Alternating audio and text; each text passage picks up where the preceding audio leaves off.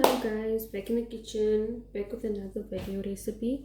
Today we're making the choc chip biscuits. I'm gonna actually show you how to make it because it's very easy to make, but there's a few things that are very important.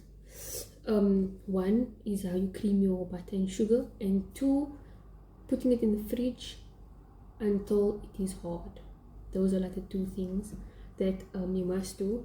Also, if you're using choc chips, that's fine, but if you decide to use like a slab of chocolate in a cut up, make sure your chocolate is ice cold straight from the fridge when you cut it. Those are like the three things mainly that I'm going to show you how to do. First things first is we have 115 grams of softened butter, preferably room temperature softened, but if you have your butter in the fridge, put your 150 grams in a bucket, put it in the microwave for like 20 to 30 seconds, and then it will be like softened. So I'm going to put that in now bucket. Now we do 100 grams of brown sugar, and 50 grams of white sugar. I recommend creaming it with a hand mixer or stand mixer because it will just go faster and yeah, it will just do a better job. But you want to cream your butter and sugar until your sugar is basically dissolved. You don't want any kind of separation happening. I'm actually going to time and see how long it takes to do it, just so that you guys have the precise measurements and the precise timing for everything. So I timed it. It took around 5 minutes, but I did stop a little bit in between to scrape down the sides. I think I did twice, like it's very like creamy. There are still a bit of granules in, but it's fine. There's no separation happening. That is important. Plus we're gonna mix it more now and we add egg. Now we do 1 egg, large egg, and vanilla essence.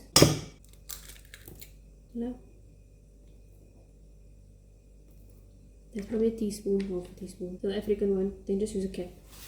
That's always enough.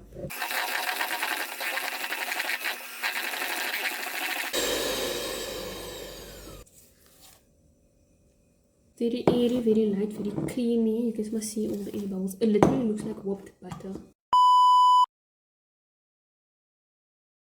So after I cream with the eggs, mix the eggs and the vanilla essence, I sifted in 180 grams of plain flour, a quarter teaspoon of bicarb, 3/4 teaspoon of baking powder, and like 3/4-ish teaspoon of salt.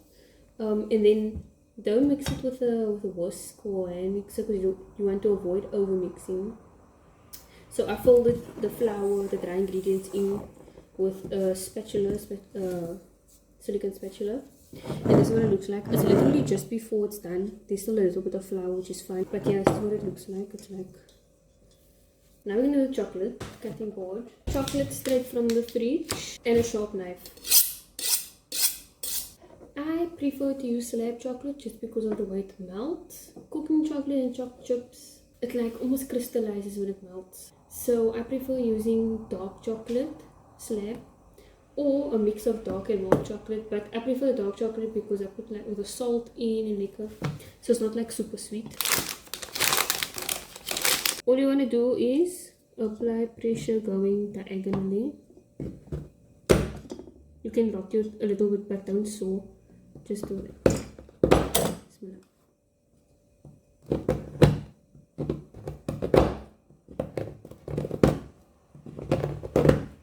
So you go diagonally, and then if you have still a lot of big pieces, then you go you go diagonally, and then if you still have big pieces, you go in the opposite direction again. But I like it with different sizes because then it's liquor.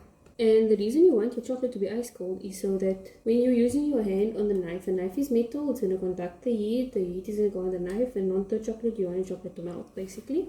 Yeah, science. Anyways, but now we put all the chocolate in, and then like you can see, there's different sizes, there's shavings, there's big pieces. Now you just want to fold that in.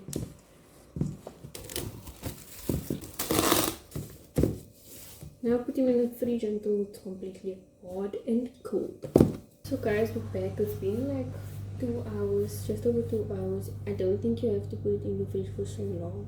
Probably like an hour should be fine, 40 minutes. So basically till it's cold. The oven is on 180. Tablespoon left. It's like very hard. Yeah, I just want to get about a tablespoon's worth. And then squish it together in your hands. It doesn't have to be like a perfect poachy. You can actually make them as big or as small as you like. Like, it's really up to you. But this is what they look like. What about this size? Like a golf ball actually. Space them out well. This is a big tray and there's 12 on there. Now you bake for 12 to 15 minutes and basically until the outsides are brown. So as you can see, they literally starting to brown on the outside, and that's what I do that. I think it was like 13 minutes, I've seen 14 minutes. Now it's very soft. You just have to leave it, let it cool on the tray, and then you can lift it out and eat it. I mean, if you want to eat it raw, that's also lekker because it's like a soft on the inside. But yeah, that's it.